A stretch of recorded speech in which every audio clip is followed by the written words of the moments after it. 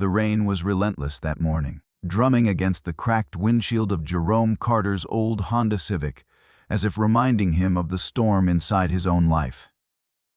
At just 35, Jerome had lived through enough disappointments to fill several lifetimes, yet he carried them quietly, his shoulders squared, his jaw set, and his eyes filled with determination.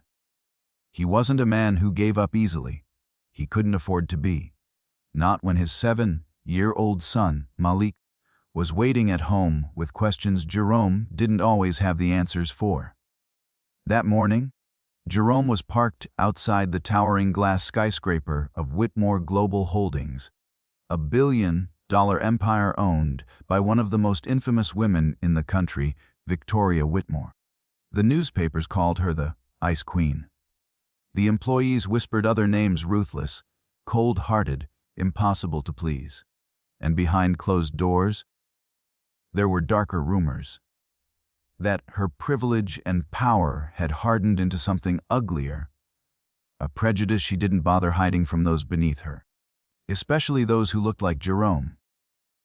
Yet here he was, straightening the only decent tie he owned, rehearsing polite phrases in his head. He had no choice. His old job in accounting had vanished when the company downsized. Since then, he'd worked odd shifts in warehouses, even cleaned offices overnight, but nothing steady had come through. The eviction notice taped to his apartment door reminded him daily that failure wasn't an option. Malik deserved better than sleeping on a friend's couch or, worse, in the back seat of this car. The job description hadn't been glamorous. Personal driver to Victoria Whitmore. Long hours, constant travel. A demanding employer with a reputation for firing staff on a whim. Drivers rarely lasted more than 3 weeks. But the salary, $75,000 a year, was more than Jerome had ever earned. It was enough to dig him out of debt, keep Malik in school, and maybe even let them dream again. But he also knew what the posting didn't say. Everyone in town knew Victoria had never trusted anyone who didn't come from her rarefied world.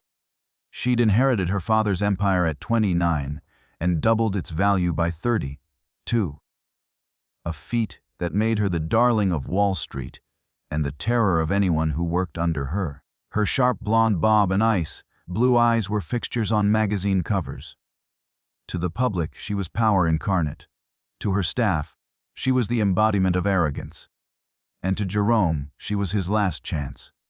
He killed the engine, glanced once more at the crumpled eviction notice stuffed in his glove box, and whispered a silent promise to his son. "I'll figure this out, Malik. I'll do whatever it takes." Inside the skyscraper, Jerome was led to a waiting area on the 40th floor.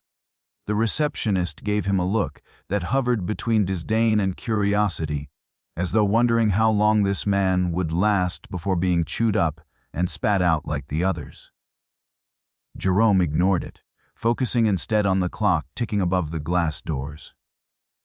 At precisely 2 o'clock, they opened. Victoria Whitmore entered like a storm in human form. Heels clicking, phone pressed to her ear, every inch of her posture screaming authority. She ended the call abruptly, her gaze sweeping the room until it landed on Jerome. For a long, tense moment, she said nothing. Then, with clip precision, "Mr. Carter?" "Yes, Mom."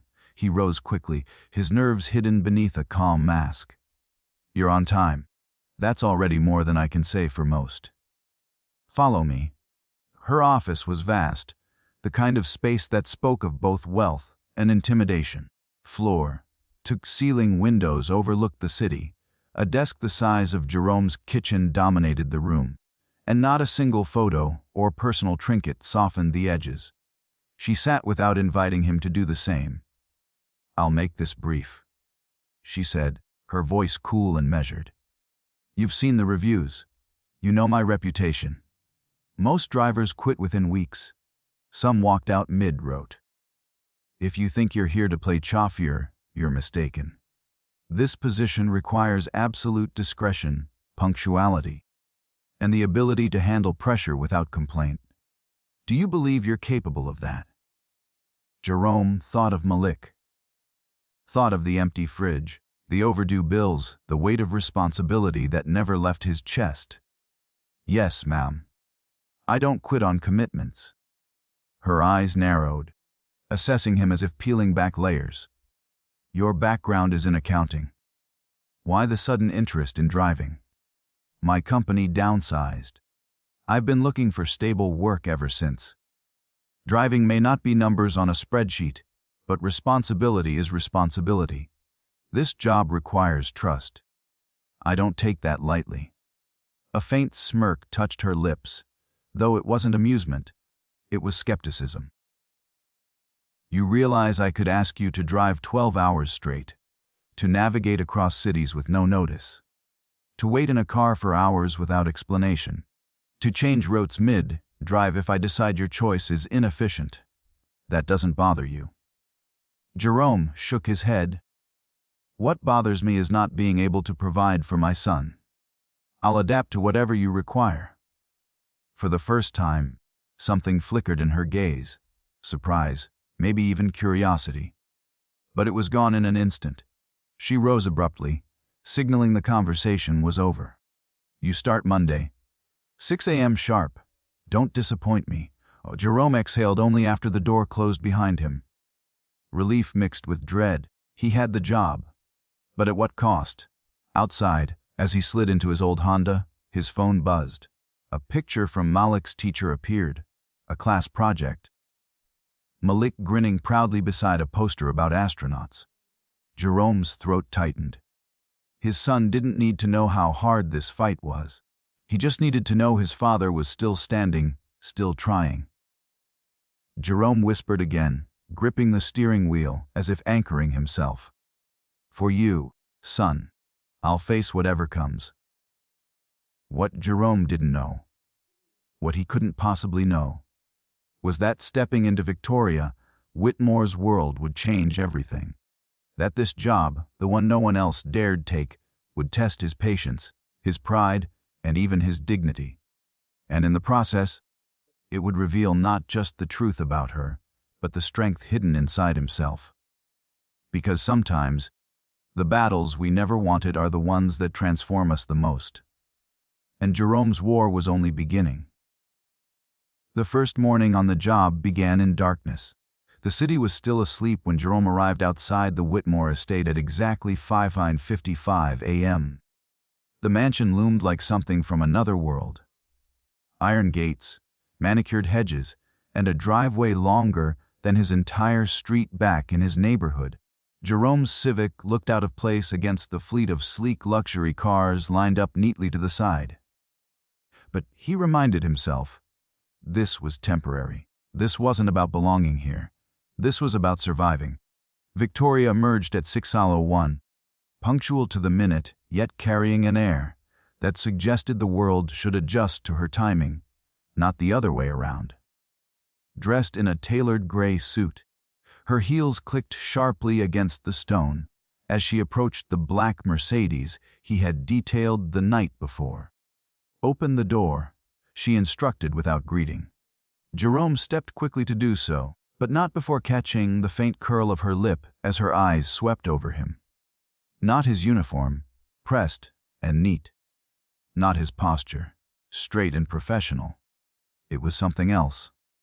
Something about him she had already judged and filed away. The ride into the city was silent at first, broken only by the sound of tires on asphalt and the occasional buzz of Victoria's phone. Jerome kept his eyes on the road, his hands steady on the wheel, his breathing measured. But then, as they slowed in morning traffic, her voice cut through the quiet like a blade. You're new to this city, aren't you? No, ma'am. Born and raised here.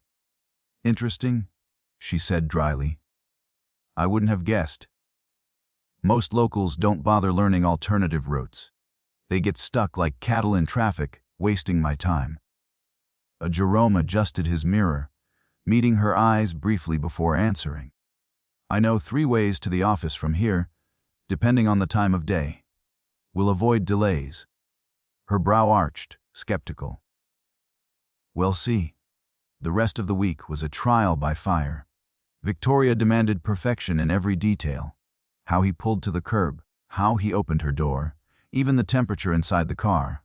One morning, she snapped, "Too warm." "Do you intend to suffocate me?" The next, "Too cold." "Am I supposed to freeze in my own vehicle?" Jerome absorbed it all, never raising his voice, never breaking the calm mask he wore. Each evening, when Malik asked, "Daddy, how was work?" Jerome smiled and said only, "It was good, son. We're moving forward." Because Malik didn't need to carry his burdens. He just needed to feel safe. But Jerome noticed things others missed.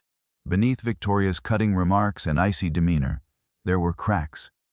The untouched lunches. The late, night calls to overseas markets. The way her shoulders slumped when she thought no one was looking. For all her power, she was drowning in exhaustion. One Friday evening, caught in gridlocked traffic, her phone buzzed again. She answered sharply, "No, that's unacceptable. I'll handle it myself." When the call ended, she pinched the bridge of her nose, closing her eyes briefly. "Tough day?" Jerome asked before he could stop himself. "They're all tough days, Mr. Carter. That's what it means to lead." "With respect, Mom," Jerome said carefully, "oven machines need maintenance. No one runs nonstop forever." For the first time, she didn't fire back. Instead, silence hung between them, heavy but not hostile. That weekend, Jerome's first paycheck went straight to catching up on rent and buying Malik new school shoes. They celebrated at McDonald's, Malik grinning wide over a happy meal. "You're the best, Dad," he said, his small hand reaching across the table to squeeze Jerome's. And in that moment, Jerome knew every insult, every impossible demand, every ounce of pride he swallowed at work. It was all worth it. But Monday brought a crisis Jerome hadn't prepared for. Mrs. Wilson, the neighbor who usually watched Malik after school, was rushed to the hospital with a broken hip. Jerome scrambled to find childcare, calling everyone he knew, but no one was available on such short notice. With no options left, he made the risky decision. When Victoria stepped into the car that morning, Jerome cleared his throat. "Miss Whitmore, I need to tell you something before we begin the day." Her eyes narrowed instantly. "This had better be relevant to my schedule." "It is, ma'am. My son is in the back seat." Her head snapped toward the rear, her expression thunderous. And there was Malik, small backpack in his lap, wide brown eyes staring curiously at the most powerful woman he'd ever seen. "Hi," he said simply. Jerome braced himself for the explosion, for the dismissal, for the job he desperately needed to vanish before his eyes. But instead, after a long, tense pause, Victoria said something that shocked them both. "Bring him up." Jerome blinked. "Mom, you heard me. Bring your son up to my office. He'll stay there until we sort this out." It was the last thing Jerome expected. And as he followed her into the glass tower, Malik's small hand tucked into his, Jerome couldn't shake the feeling that this single decision had set events into motion that would change everything. For all of them. The office of Whitmore Industries stretched like a cathedral of glass and steel. Malik's eyes widened as they stepped inside. Polished marble floors, reflecting the towering windows, the city sprawling beneath them like a toy set. He whispered, "Daddy, this place is bigger than the library." Victoria's assistant, a brisk woman named Rachel, glanced up from her desk, clearly startled to see a child clutching a coloring book and clutching Jerome's hand. "Miss Whitmore," she asked carefully. "Set up a space for him in the corner," Victoria instructed without hesitation, her voice cold but decisive. "Tablet, crayons, whatever will keep him occupied. He will be here today." Jerome expected her to continue, to scold him in front of everyone. But instead, she swept into her office, leaving the rest of the staff buzzing quietly at the unusual sight. By mid-morning, Malik had transformed a corner of the sleek, executive suite into a tiny island of childhood. Coloring pages taped to the side of Rachel's desk, toy cars lined up in perfect rows. Every so often, Victoria's sharp gaze flicked toward him, but instead of annoyance, there was something unreadable in her expression. At lunch, Jerome apologized. "Mom, I understand this is unprofessional. It won't happen again." Victoria's fork paused over her untouched salad. She looked up slowly, her blue eyes narrowing. "Mr. Carter, how old were you when your father left?" The question stunned him. "He didn't leave. He passed when I was 12. And your mother?"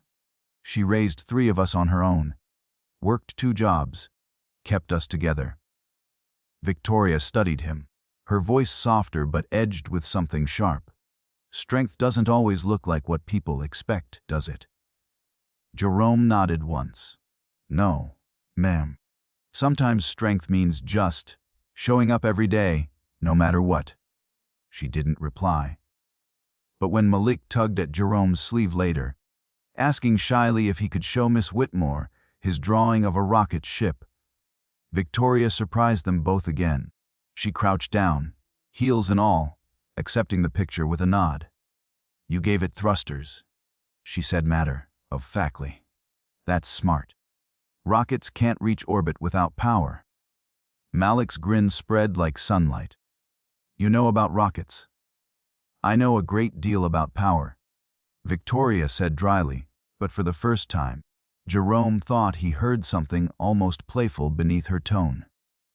In the weeks that followed, the routine shifted.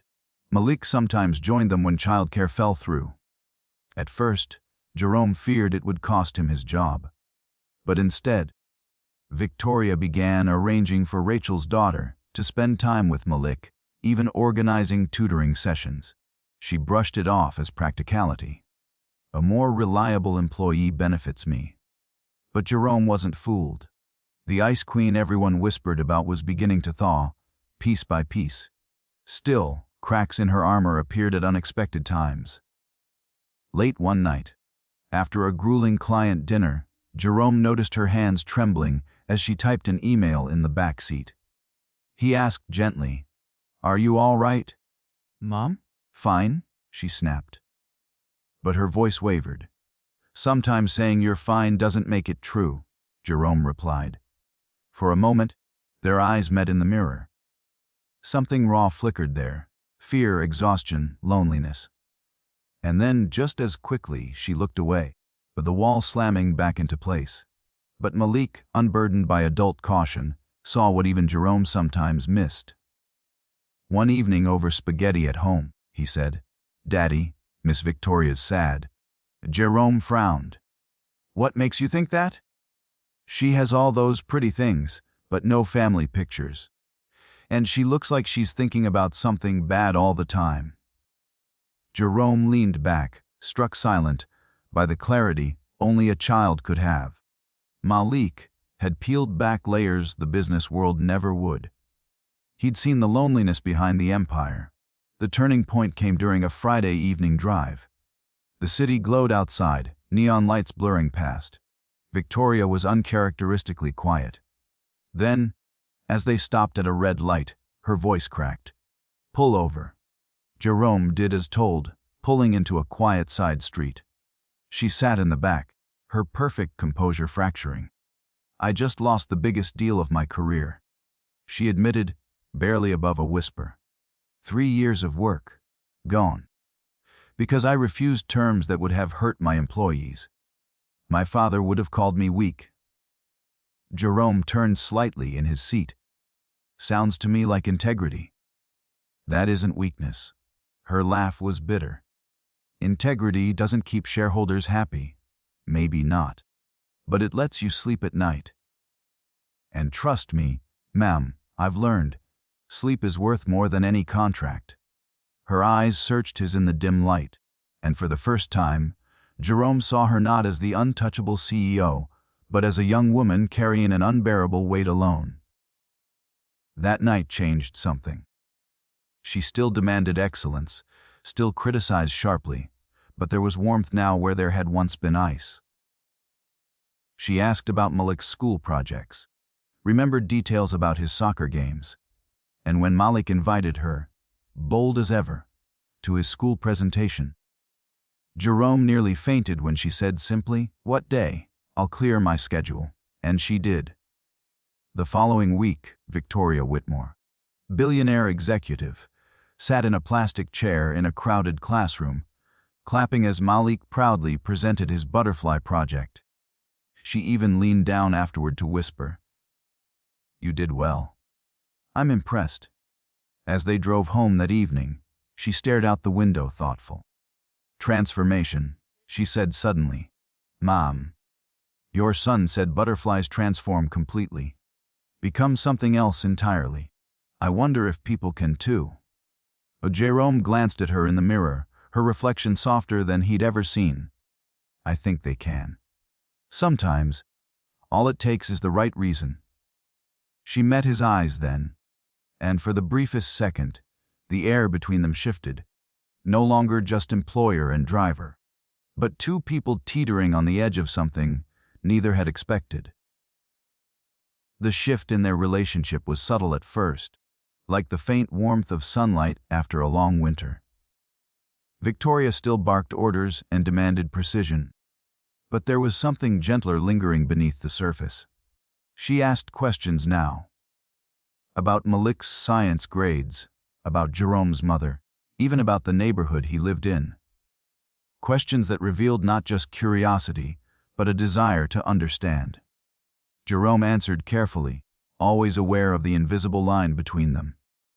Yet with each conversation, the line seemed to blur.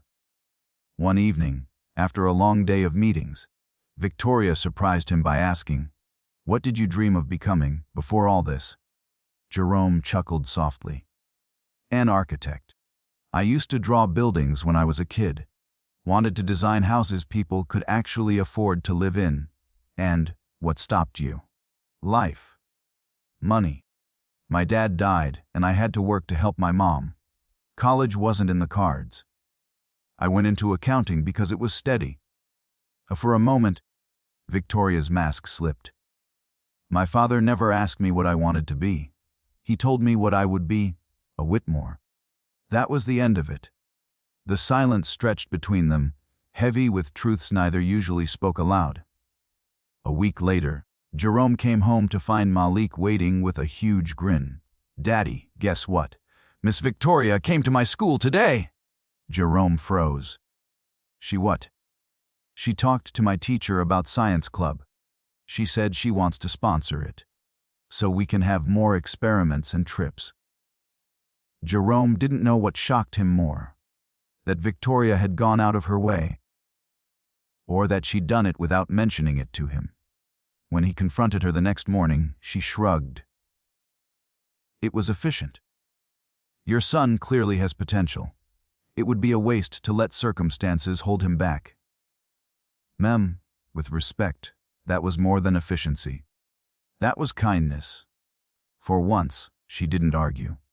She only looked out the window, her reflection flickering across the glass. But the world outside wasn't ready to accept the cracks forming in Victoria's ice. Whispers began among the staff, murmurs about the driver who was always around. When a photo surfaced in a gossip column, Victoria at a carnival with Malik on her shoulders, Jerome beside them. It spread like wildfire. The headline ready, "Ice Queen melts for her chauffeur." Jerome expected fury, expected to be fired on the spot, but instead, when he apologized, Victoria waved it off with a steel-edged calm. "I've been called worse by the press. Let them talk." Still, the board of Whitmore Industries was less forgiving. At a company retreat, Jerome was cornered by Harrison Blackwell, a senior board member with a smirk carved into his face. "I don't know what game you're playing, Mr. Carter," Blackwell said, voice low and poisonous. "But a woman in Victoria's position cannot afford scandal. If you cared about her future, you'd end this." Jerome's jaw tightened. "With respect, sir, Her happiness isn't your business. Her happiness? She's a billionaire. She doesn't need this. His eyes flicked pointedly to Jerome's skin, his suit bought off the rack, his every reminder of not belonging. Jerome's hands curled into fists, but before he could speak, a familiar voice cut through the air. Especially what? Harrison? Victoria stood behind them, eyes colder than the glass towers she commanded. Blackwell stammered. Victoria, you were only expressing your prejudice. She interrupted sharply. Let me be clear. Jerome Carter is twice the man you'll ever be. He's honest, hardworking, intelligent, and kind. The fact that he's black doesn't change any of that. If it bothers you, perhaps it's you who doesn't belong here. The room went silent. Whispers rippled through the gathered executives as Victoria slipped her hand into Jerome's. Publicly, deliberately, defiantly. Anyone who has a problem with my personal life, she announced, is free to walk out that door. The confrontation sent shockwaves through the company. 3 board members called for a vote of no confidence. Headlines accused Victoria of recklessness. Clients whispered about her questionable choices. At home, Jerome saw the toll it took. Victoria paced her penthouse late into the night, the weight of $1 billion empire pressing down on her. Maybe we should take a break, Jerome said finally, his voice heavy. Her head snapped up. Are you giving up on us? I'm trying to protect you. From losing everything you've built. She stopped, her eyes burning. Jerome, everything I've built means nothing if I can't live with myself. Or if I can't have the 2 people who've shown me what happiness really is. My father's empire was about fear and power. Mine, ours, will be about love and integrity. Even if it costs me everything. Jerome reached for her hands, grounding her. Then we'll face it together. For the first time in her life, Victoria Whitmore let herself be vulnerable, not in boardrooms or headlines, but in the quiet safety of someone who believed in her. Not as a CEO, not as a billionaire, but as a woman learning, at last, how to love. The vote of no confidence loomed like a storm. Reporters camped outside Whitmore Tower, eager for blood. Whispers of the driver echoed through every hallway, every shareholder call. Yet on the morning of the board meeting, Victoria walked in with her head high, and Jerome by her side. The board chair, Margaret Chen, began stiffly. Victoria, the optics of your relationship with an employee. He is no longer my employee, Victoria interrupted, her voice firm but calm. This morning, I promoted Jerome Carter to Vice President of Operations. His integrity, insight, and first-hand understanding of our workers make him more qualified than half this room. Shock rippled through the table. Blackwell sputtered. This is nepotism? This is meritocracy, Victoria shot back. Something this company should have embraced long ago. The room erupted in debate, but Victoria stood her ground. Finally, she delivered her ultimatum. You can have Whitmore Industries with both of us leading it. Or you can have my resignation. You cannot have one without the other. The silence that followed was deafening. The board, faced with the prospect of losing the most successful CEO in its history, caved. The vote swung in her favor. When the gavel fell, Jerome turned to her, stunned. You risked everything.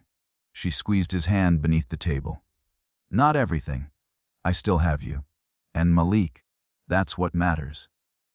A month later, under Victoria's leadership, and Jerome's quiet guidance, the company flourished. Employee satisfaction soared. Profits rose. For the first time, Whitmore Industries was known not just for efficiency, but for humanity. At home, life was different too. Malik thrived, his laughter filling the once sterile penthouse. Victoria learned to cook pancakes, though she burned the first 3 batches. Jerome found himself designing small sketches again, encouraged by her quiet nudges. One spring evening, Malik tugged at Victoria's hand. "Miss Victoria, are you going to be my mom now?" Victoria glanced at Jerome, her eyes softening. "Would you like that, sweetheart?" "Yes. Can we have a purple wedding? Purple everything?" Jerome chuckled, shaking his head. "Kids got big dreams." Victoria smiled, leaning down to kiss Malik's forehead. "Then purple it will be." 6 months later, the wedding was exactly that. Lavender blossoms, violet ribbons, Malik beaming in a tiny purple bow tie as he proudly declared himself best man and maid of honor. Jerome stood before family, colleagues, and cameras, his voice breaking as he spoke. "I took a job no one wanted, and I found everything I never knew I needed: a partner, a family, a reason to believe in tomorrow. Love can rise in the unlikeliest places, even in the back seat of a car." Victoria's vows were shorter, but no less powerful. Jerome and Malik taught me that success isn't in stock prices or headlines. It's in choosing love over fear, integrity over convenience, and family over loneliness. As applause filled the hall, as Malik threw purple petals in the air, Jerome knew this wasn't just a victory over prejudice, power, or circumstance. It was proof that sometimes the toughest battles lead to the most beautiful endings.